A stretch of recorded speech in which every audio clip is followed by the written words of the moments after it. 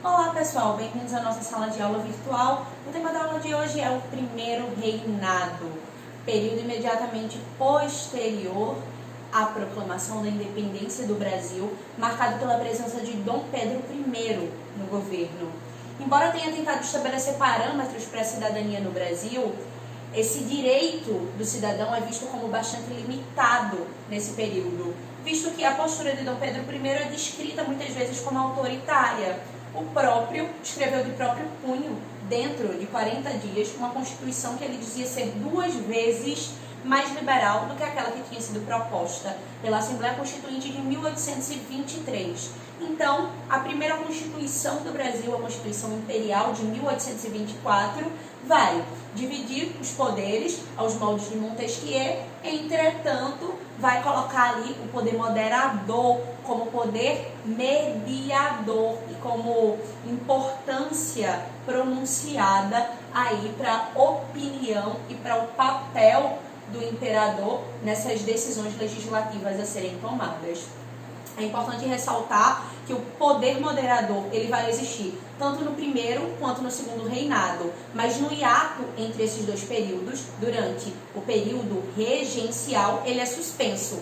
Quando eu não tenho um imperador, eu não tenho o poder moderador. A condição de existência do poder moderador é o governo de um imperador, é o governo régio, tá? Então, vai ser instituído, além desse poder moderador, um Conselho de Estado que vai ser um órgão vitalício. Ele vai ser de escolha do imperador e os indivíduos eles vão estar à disposição do cargo durante toda a sua vida.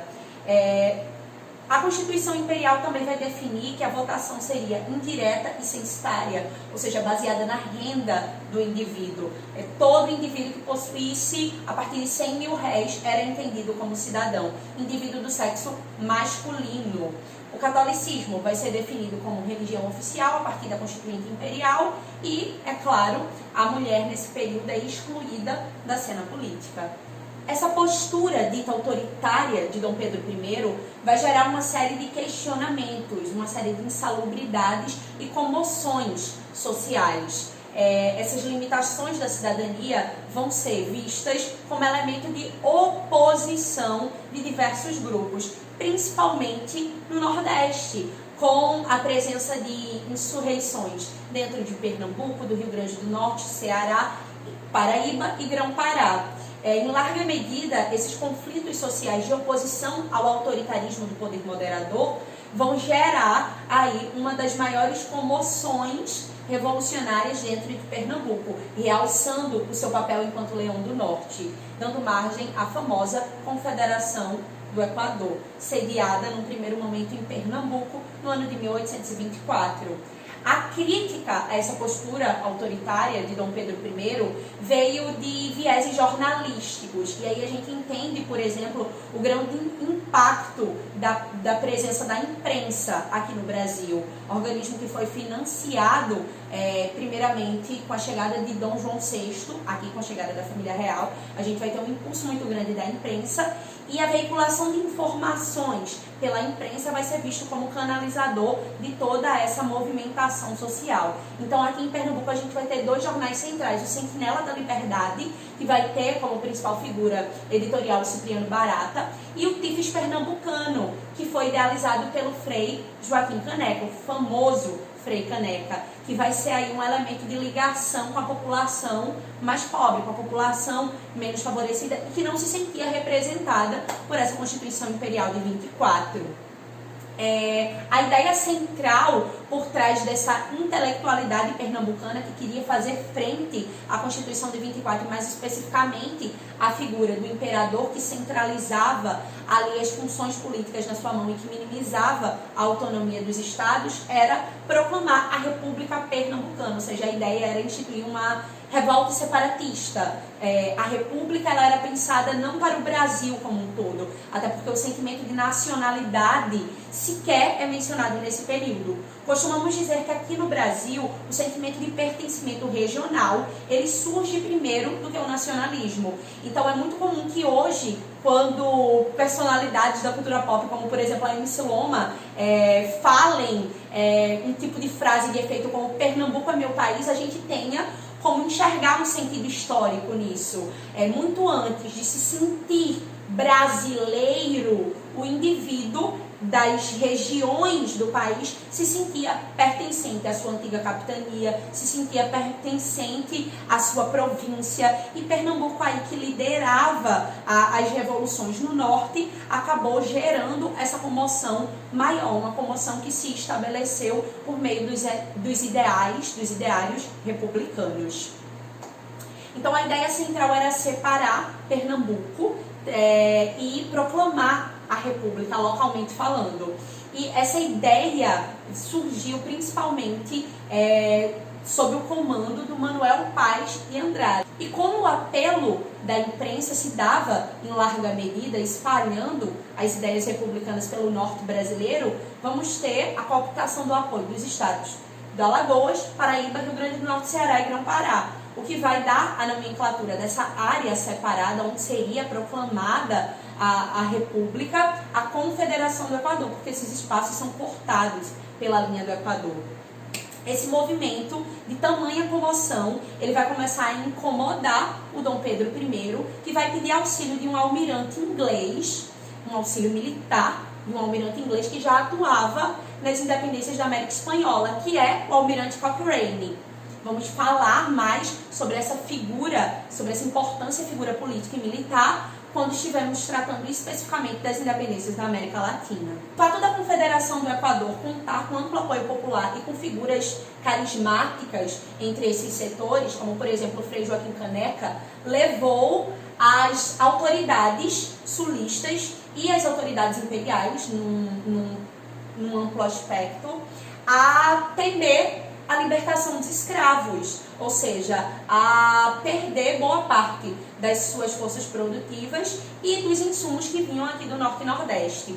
O temor pela libertação dos escravos era tamanho nesse período, porque na independência do Haiti, a gente tinha tido um exemplo de revolta escravista que tinha efetivamente dado certo, que tinha colocado indivíduos como Toussaint Louverture no poder e posteriormente garantido o processo de separação do Haiti do restante das áreas coloniais. Então existia um temor muito grande do processo de haitianização do Brasil, e o temor não se delegava somente ao norte ou ao nordeste, mas sim ao fato de que, sob o exemplo da Confederação do Equador, outros espaços pudessem também viver esses processos separatistas.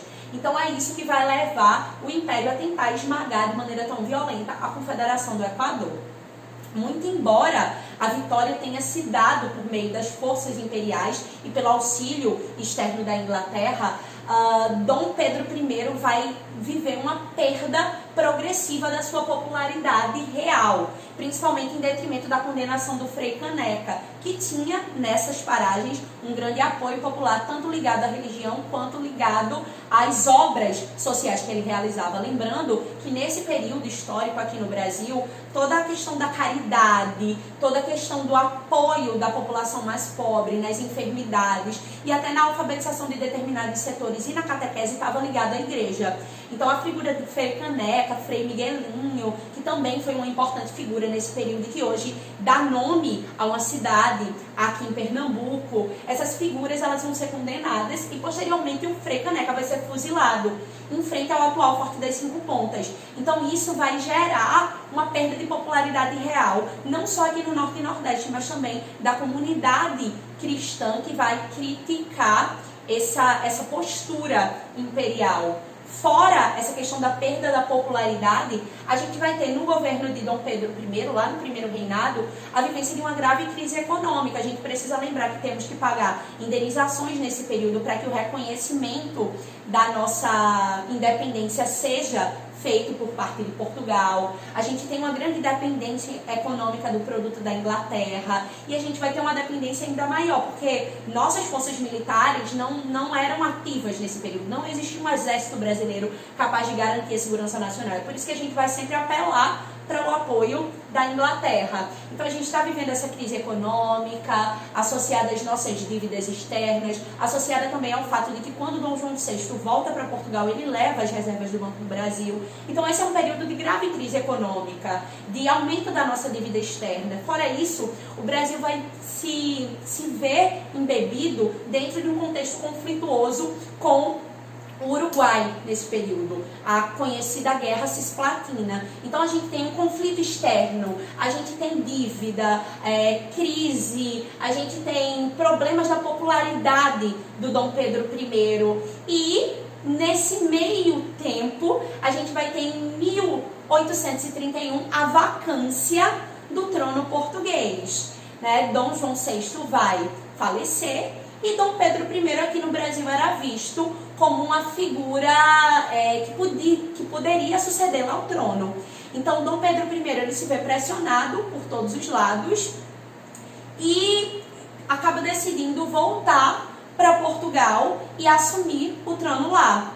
Nesse meio tempo, o herdeiro de Pedro I era muito jovem, era um infante, era uma criança. Então isso despertava aqui dentre as elites brasileiras uma problemática muito grande. Quem assumiria o governo? O governo de maneira nenhuma poderia passar para as mãos de uma criança.